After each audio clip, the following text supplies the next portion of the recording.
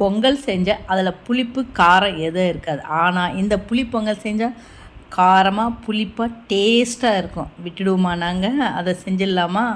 அந்த புளி பொங்கல் செய்யறதுக்கு கொஞ்சம் புளி எடுத்து ஊற வச்சு அதை நல்லா கரைச்சி வச்சுக்கிட்டு, சின்ன வெங்காயம், பச்சை வேர்க்கடலை, வறுத்து வேர்க்கடலை இருந்தாலும் போட்டுக்கலாம். எண்ணெய் சேர்த்த பிறகு அதில் கடுகு, கடலைப்பருப்பு, உளுத்தம்பருப்பு, சின்ன வெங்காயம், வேர்க்கடலை, காஞ்ச மிளகாய் இதெல்லாம் போட்டு நல்லா வறுத்துட்டு 1 டம்ளர் அரிசிக்கு 5 டம்ளர் புளி தண்ணி ஊற்றி அதை நல்லா கொதித்த பிறகு நம்ம எடுத்து வச்சுருக்கிற நொய் சேர்த்தா ரொம்ப அருமையாக இருக்கும். புழுங்கல் அரிசி நொய்யோ பச்சரிசி நொய்யோ எது வேணாலும் சேர்த்துக்கலாம்.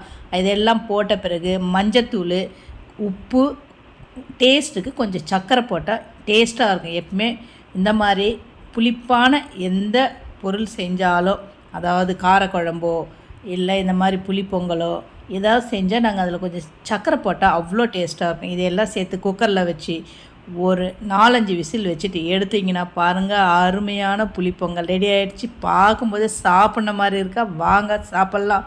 நீங்களே இதை ஒரு வாட்டி வீட்டில் செஞ்சு பார்த்துட்டு எப்படி இருக்குன்னு கமெண்ட்டில் சொல்லுங்கள்.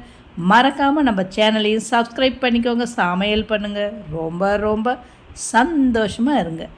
அடுத்த வீடியோவில் சந்திக்கலாம். வாழ்க வளமுடன். நன்றி, வணக்கம்.